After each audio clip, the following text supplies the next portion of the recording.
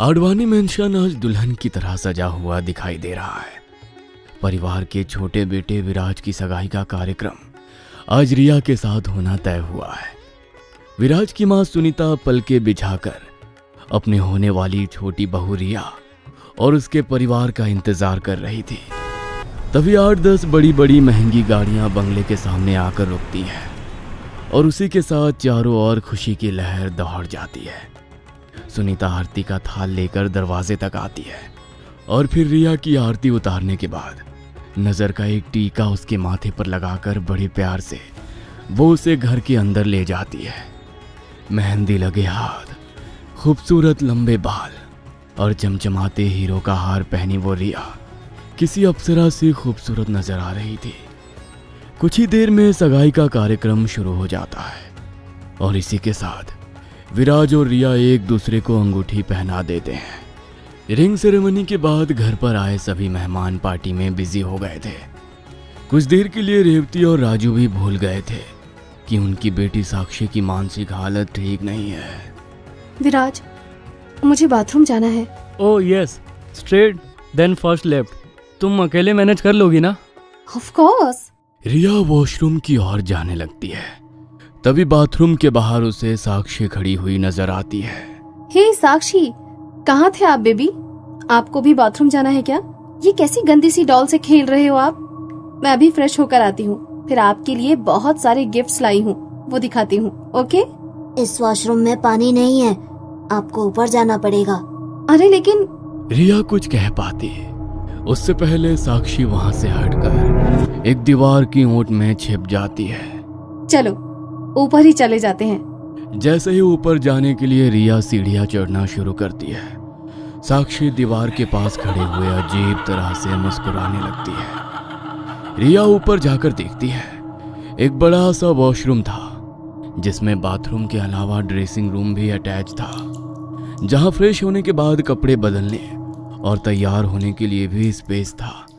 रिया तुरंत जाकर पहले वॉशरूम यूज करती है, उसके बाद वो हाथ धोने के लिए आईने के सामने खड़ी हो जाती है। अचानक उसकी नजर आईने की ओर जाती है जिसमें उसे अपना खूबसूरत चेहरा नजर आता था। देखते ही देखते रिया को अपने पीछे एक काली परछाई नजर आती है जो आकर उसके अक्स में समा जाती है। रिया घबरा कर मुड़कर देखती है तो उसे पीछे कुछ नजर नहीं आता। वो वापस आईने में देखती है तो उसे आईने में दिख रहा अपना अक्स धीरे धीरे बदलता हुआ नजर आने लगता है। उसकी आंखें लाल हो जाती है और चेहरे पर दरारें पड़ने लगती हैं। घबराकर रिया अपने चेहरे को छू कर देखती है कि तभी उसे वॉशरूम का दरवाजा खटखट होने की आवाज सुनाई देती है। अभी 2 मिनट पहले तक तो यहाँ अंदर कोई नहीं था, अचानक अंदर के बाथरूम का दरवाजा कौन खटखट करने लगा? रिया थोड़ा घबराते हुए जाकर दरवाजा खोलती है, लेकिन बाथरूम तो बिल्कुल खाली पड़ा हुआ था। खाली बाथरूम को देखकर रिया गहरी सांस लेती है, लेकिन अचानक ही बाहर वॉश बेसिन का नल अपने आप चालू हो जाता है और उससे पानी गिरने लगता है। अरे कौन है यहाँ? मैं पूछती हूँ कौन है? घबराकर जैसे ही रिया बाहर आने की कोशिश करती है, वॉशरूम का मेन डोर बाहर से लॉक हो जाता है। रिया बाहर दरवाजे का लॉक घुमाने की कोशिश करती है, लेकिन वो नहीं खुलता। तभी उसे एक बच्चे के खिलखिलाने की आवाज सुनाई देती है और किसी के दौड़ते हुए कदमों की आवाज भी सुनाई देने लगती है। कोई है? अरे ये डोर कैसे लॉक हो गया? साक्षी बेटा, ये तुम ही हो ना? बेटा दरवाजा खोलो, मैं समझ गई हूँ ये शरारत तुम ही कर रही हो। अच्छा तो ये सब तुम्हारी शरारत थी, पहले मुझे ऊपर भेजना और अब ये डोर को लॉक करना एंड ऑल। रिया लगातार साक्षी साक्षी कहकर पुकार रही थी, लेकिन साक्षी की तरफ से उसे कोई जवाब सुनाई नहीं दे रहा था। बस किसी छोटे बच्चे के खिलखिलाने के हंसने की आवाजें उसे सुनाई पड़ रही थी।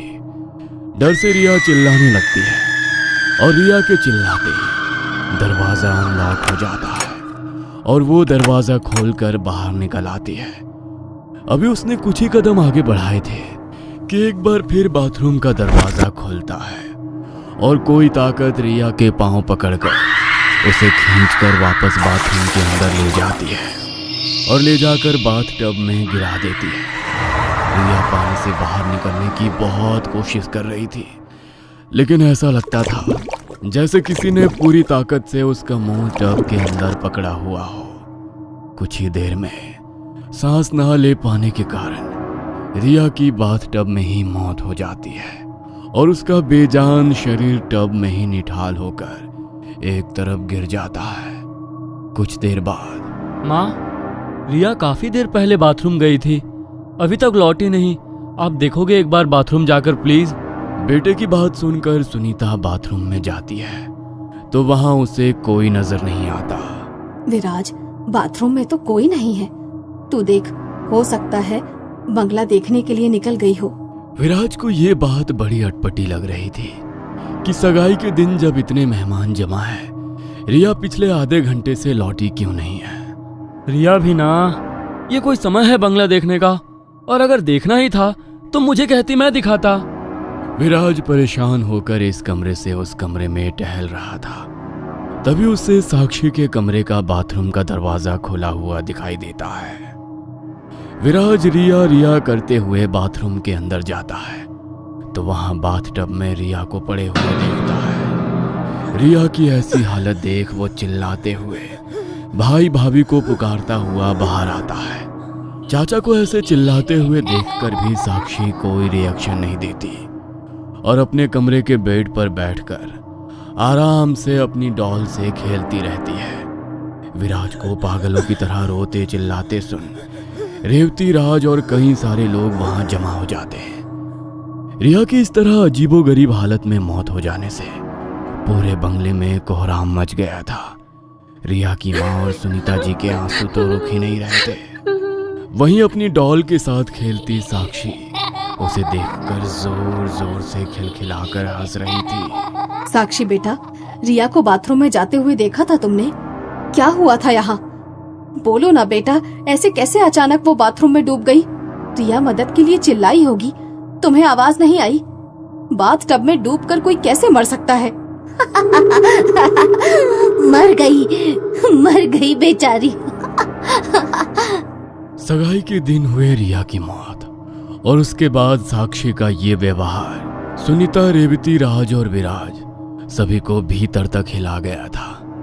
बाकी के मेहमान भी अब तो साक्षी के बारे में अजीब अजीब सी बातें करने लगे थे, जिससे पूरा परिवार बहुत डिस्टर्ब हो गया था। कुछ देर बाद साक्षी के डॉक्टर का राज के पास फोन आता है। सब ठीक है ना मिस्टर राज? साक्षी में कुछ इम्प्रूवमेंट समझ में आ रहा है? आपको याद है ना, कल उसको सेशन के लिए लेकर आना है। डॉक्टर, एक बहुत बुरी खबर है, एक और मौत हो गई है और इस बार भी साक्षी का बिहेवियर बहुत ही सस्पिशियस था। मेरे भाई की मंगेतर उसकी सगाई के दिन ही साक्षी के बाथटब में मरी हुई मिली है। साक्षी वहीं कमरे में बैठकर जोर जोर से हंस रही थी, जैसे उसे कोई फर्क ही नहीं पड़ता हो। डॉक्टर, प्लीज कुछ करिए। राज ने डॉक्टर को पूरी घटना के बारे में बता दिया था। मिस्टर राज, मैं अभी थोड़ा कंफ्यूज हूँ, मुझे कुछ स्टडी करनी है, उसके बाद मैं आपको फोन करता हूँ। राज की बातें सुनने के बाद डॉक्टर बहुत बेचैनी महसूस कर रहा था। साक्षी से बात करते समय डॉक्टर ने जितने भी नोट्स तैयार किए थे वो सभी को एक बार फिर से स्टडी करने लगता है।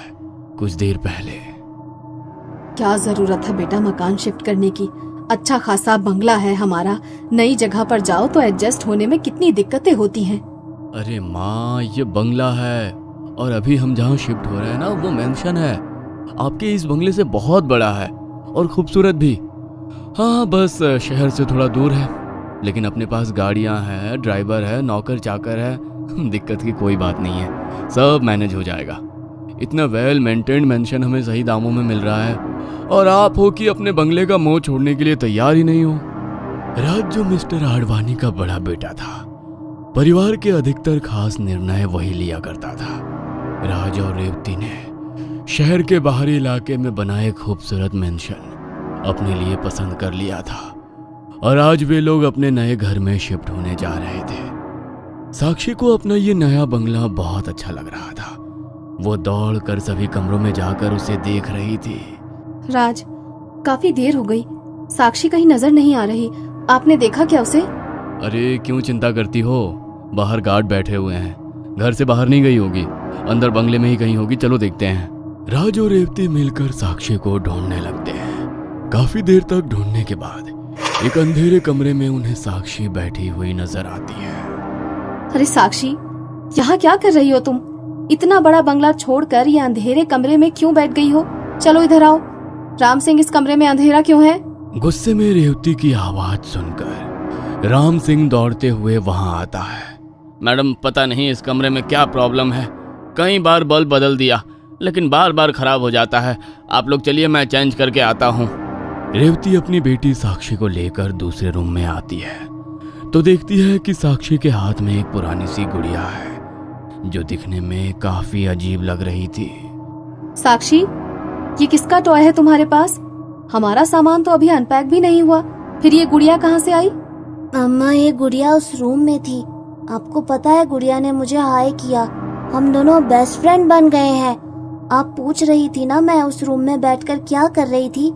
मैं अपनी नई फ्रेंड के साथ खेल रही थी। हम दोनों ने ढेर सारी बातें की और हमें बहुत मजा भी आया। मैंने डॉल को प्रॉमिस किया है, अब हम दोनों हमेशा साथ साथ रहेंगे। राम सिंह, बोला था ना तुमसे कि घर में जो भी सामान हो सब उठाकर बाहर फेंकवा देना।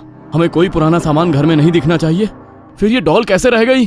पता नहीं साहब, मैंने तो पूरा बंगला चमका दिया था, एक भी चीज नहीं बची थी। कैसे आई, कहां से आई, नहीं कह सकता।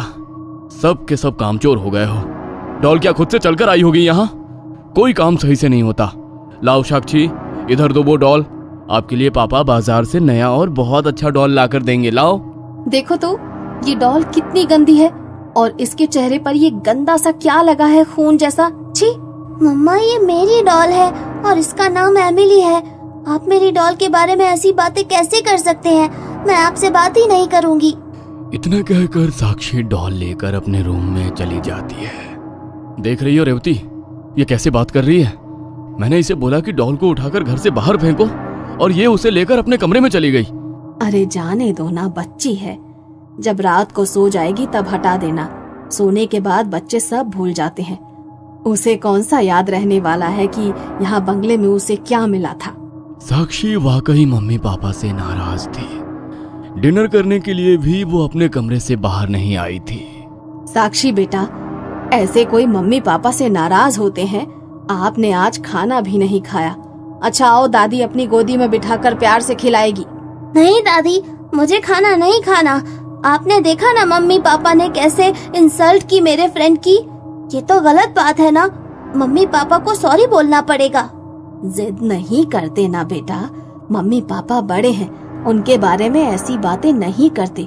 चलो जल्दी से खाने के लिए डाइनिंग टेबल पर आओ। दादी आप भी जाओ, मुझे आपसे भी बात नहीं करनी। आप सब लोग एक जैसे हो। अरे बेटा, ये कैसे बात कर रही हो तुम? देखा माँ आपने, जब से इस लड़की ने उस डॉल को लिया है कुछ अजीब बिहेव नहीं कर रही है। ये इतनी बदतमीजी से तो कभी बात नहीं करती। इसे हुआ क्या है? उस डॉल के लिए ऐसे पागल हो रही है जैसे आज से पहले इसने कोई खिलौना देखा ही नहीं है। अब उसकी डॉल से हम माफी मांगेंगे। रेवती, खत्म करो इस बात को और देखो, कोई जरूरत नहीं है ज्यादा साक्षी के पीछे पीछे जाने की। ज्यादा लाड़ प्यार से भी बच्चे बिगड़ते हैं, इस बात का ख्याल रखना। राज ने साक्षी को मनाने के लिए घर में सभी को सख्त मना कर दिया था, लेकिन साक्षी का व्यवहार हर गुजरते पल के साथ बहुत तेजी से बदल रहा था। क्या साक्षी के साथ किसी अनहोनी की शुरुआत हो गई है? आखिर किसकी है ये डॉल और साक्षी के पास कैसे आई? क्या साक्षी वाकई अपने माँ पापा से नाराज है या कोई और शक्ति है जो उससे ये सब करवा रही है? जानने के लिए देखना ना भूले कहानी का अगला भाग।